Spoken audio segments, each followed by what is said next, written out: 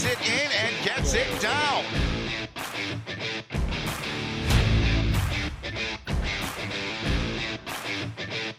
come the Hounds trying to house this one, and they do! I'm James English, and as usual, I'm joined with Chicago Hounds head coach Chris Latham. Brought to you by presenting sponsor, Life Cycle.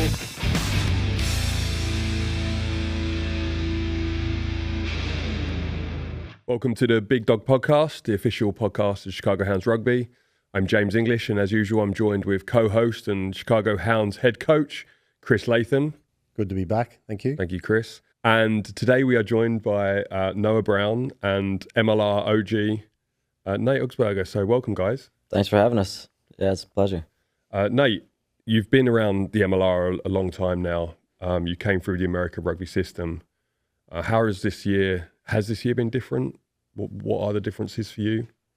It's just been better. Honestly, I think this is probably the best setup overall, just everything put together. So if you look at us having, one location in SeatGeek Stadium, practice facilities that are, walking distance across the parking lot or whatever. We got a great gym set up. We have a locker room for the boys. We've got recovery equipment and all those things. I just think like the professionalism is through the roof at the Hounds, which is great. SeatGeek is out of this world. It's been a great place to play rugby and grow my game, I think in the documentary United States of Rugby, Billy Meeks referred to you as the best American rugby player he's ever played with. What's it like, and what's the pressure of being a role model like that to the likes of, I'm sure, Noah and other players? For me, ever since this professional competition has started, I've wanted to make sure that my presence was felt and I was given the best effort. We talk a lot about trying to inspire other people and stuff. So rather than a foreign guy coming over here and looking down on our game, I wanted to be one of the people where they go, oh, actually, there's some really quality rugby players here in this country. And so that was a goal of mine when I started in the league. And so to hear that from Billy, it's obviously a big up to me, and love you, Billy. Good man. And going from that to a guy who's been called out multiple times on this podcast by different players as a player to watch coming through, and a guy who's also now a USA Eagle, Noah, do you feel the weight of expectation? You were Rookie of the Year last year. You're a confident guy. You've got swagger. I think people like that about you. But, does that put more pressure on yourself? Or? Well, yeah, absolutely. It comes with it. But pressure is a privilege. So I would rather be very confident in myself and have to deal with people expect me to perform and meet those expectations. And it's just the way I was brought up. Like my dad, super, super, super confident guy, kind of instilled it in me. And that's the way I like to compete and hold myself. And that's just the way it is. I don't know. Chris, we've talked a bit before about the challenges in American rugby, and we have a responsibility as an MLR team not only to compete at the top level, but to develop US talent and to set USA Rugby up in the best position possible to qualify and also perform at World Cups. What's it like working with someone like Nate, who's at one end of his time in MLR and still performing at the highest level, and then someone like Noah, who's really knocking on the door and challenging some of these seasoned internationals?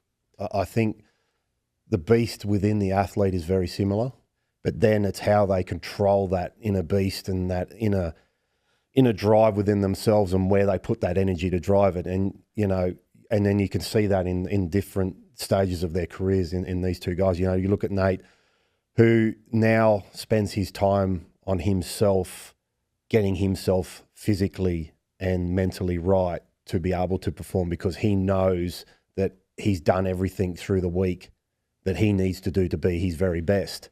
And then he'll pass. And then obviously the next stage for him is then passing that on to everyone else. And then when you look at Noah, he's a young guy with the exact same mindset of being the best and wanting to be the best, but still hasn't figured out yet how to best prepare himself and what he needs to tick off to be his best, to be able to perform. So I guess from a coach's point of view, you've just got to then try and manipulate the situations to be able to get them to figure that out. So I've got to allow Nate in a position that's to allow him to do what he needs to do for himself to get it because he knows it. But then I've also got to put Noah in those positions to be able to figure that out, but then also teach him and get him to learn those as well. So the thing that you always look for, and these two have got it in abundance, is that inner beast of I am the best and I'm going to be the best. And that's what I love about professional coaching. I love that because you clearly had that as a player as well, Chris, and you've had to probably take a lot of learnings around that to become and transition into a coach. But like, Nate, what makes you confident? How are you able to be confident in yourself? Like, what does that look like for you? Man, I think Chris kind of hit it on the head.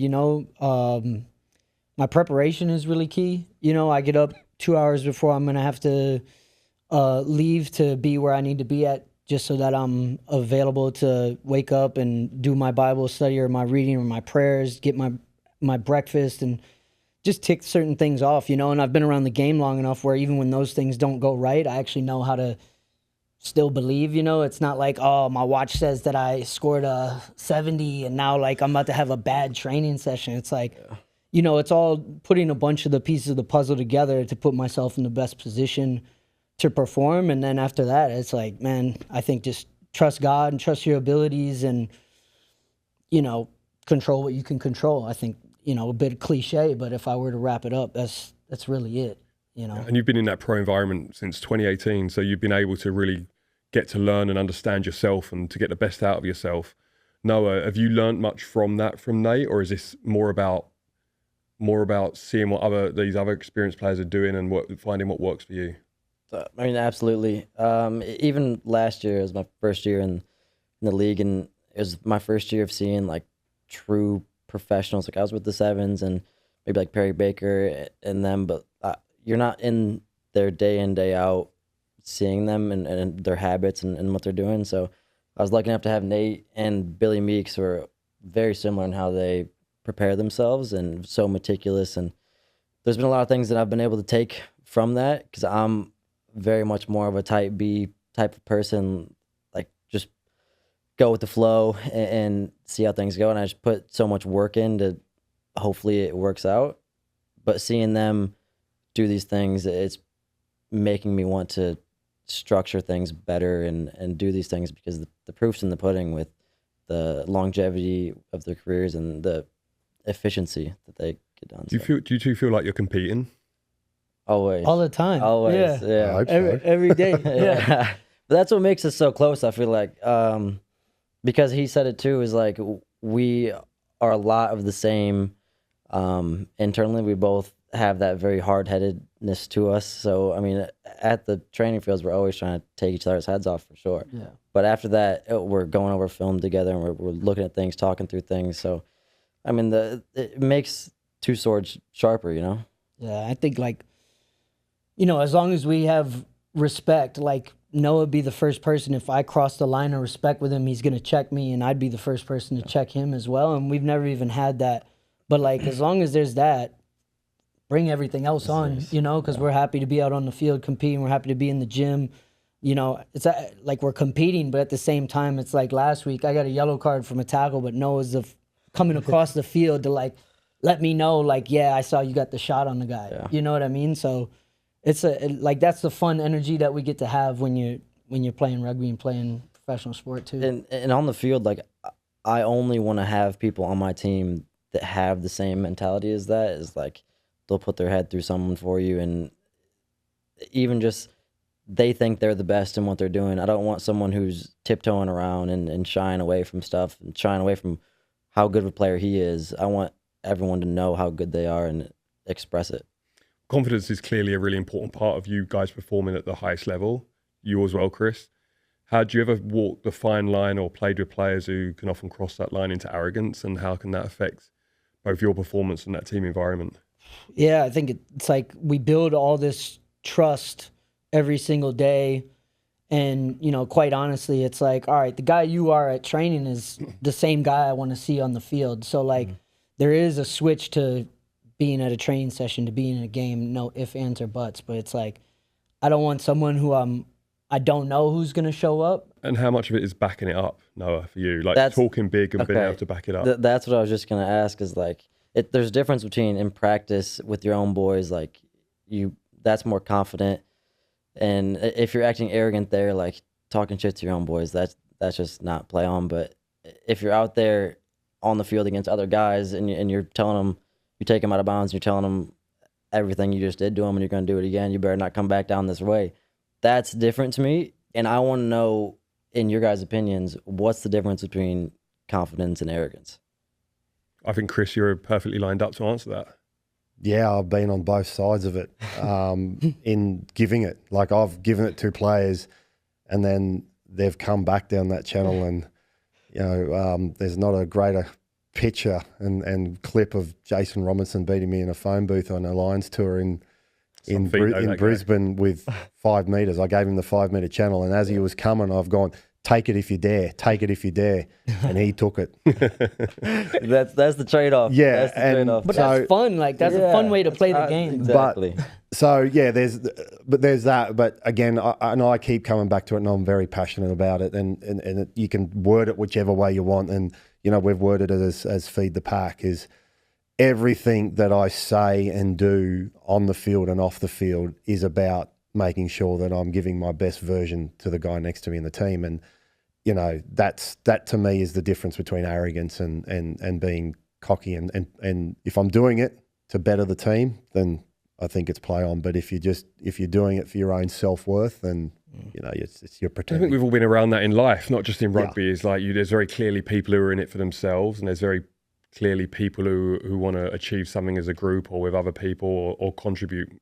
Noah, you're from the Midwest. How important is it for you that you've been able to play professional rugby, like in America, but also where you're from? It's a huge deal for the small community that enjoys it in the Midwest. And it's actually like, so I'm from Indiana, and it is like a powerhouse of rugby. For some reason, there's a lot of guys who come out of Indiana and play really high level, like Bobby Dice.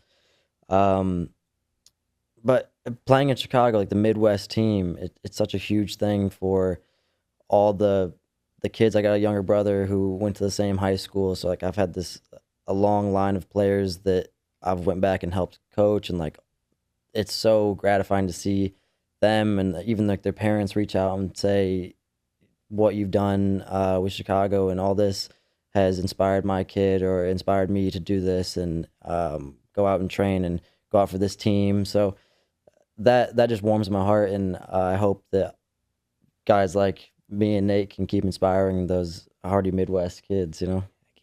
How important for you is American rugby and the success of American rugby in the future? It's paramount for me. I mean, this is what we're pouring our lives into. So, and we've said it before, Americans like winning at the end of the day, period. So USA rugby success defines kind of our success. So if we're winning, American eyes come to it, and American eyes will support what we're doing, and then everything else comes. It's the winning is the number one priority, I feel like, and then it can just flood into everywhere else. As we know, Americans do love like a winning team, and I think from MLR to be successful, truly successful, and to go to the next level, we do need the USA national team to perform at the top level, not only qualify but compete at a World Cup. Chris, how far away are we from that? It's a hard question, I know, but yeah, I think it's the bridge is definitely getting closer. From when I first started in the MLR in 2019, the standard of the American players has certainly lifted. The standard of the MLR has definitely lifted. You know, you want to be playing and training against the best, and you need to be in that top 10. You need to be in that tier 1, and you need to be regularly playing week in, week out, as much as possible. So you put all your eggs into the Eagles, and then you kind of compromise on the MLR, and you need to keep it strength, but you need that to strengthen. You need that to keep growing. You need that to get where this becomes a closer gap to being able to perform. So when you do get to those tier 1 nation teams, you're in that competition. You're in it. You're not only just in it for 20 minutes or 30 minutes, you're in it for the full 79 minutes. And then that last minute of the game is where that game's decided. And that's where big teams and big games are won and lost. But it's For me, and it's always unique, but no matter where you go in the world, and that's why I love this game and the uniqueness of it is that connection with community, and like these boys are talking about the Midwest and things like that. That's what sets us apart, because any other game is just so globalized. It's about money, where rugby, whilst there's money and it's professional, to me, no matter where I go in the world, is always about connection with community. And Nate, we talk about that connection with community and USA Rugby as an organisation. I think, hopefully not too controversially, like USA Rugby as an organisation has let the playing public down in the past. You know, it's gone bankrupt. It hasn't necessarily given the pathway what it's needed. I think it feels as though things are starting to change in that respect. Scott Lawrence coming in and taking over has obviously a very clear plan. Are we moving in the right direction now?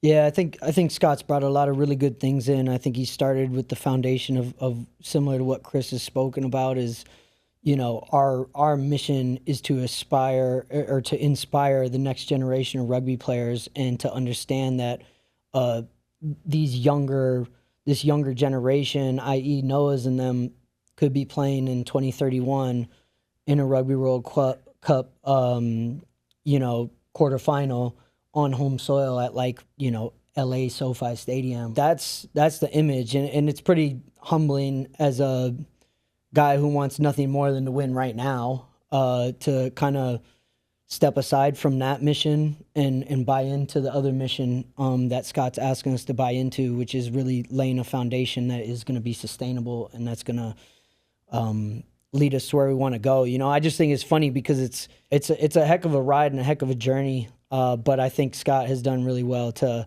put a visual mission out there for us as a country and as a playing group. No, how's the balance around like overseas players coming into the league, and do you think that affects in a positive or negative aspect of the opportunities that you get as a US domestic player?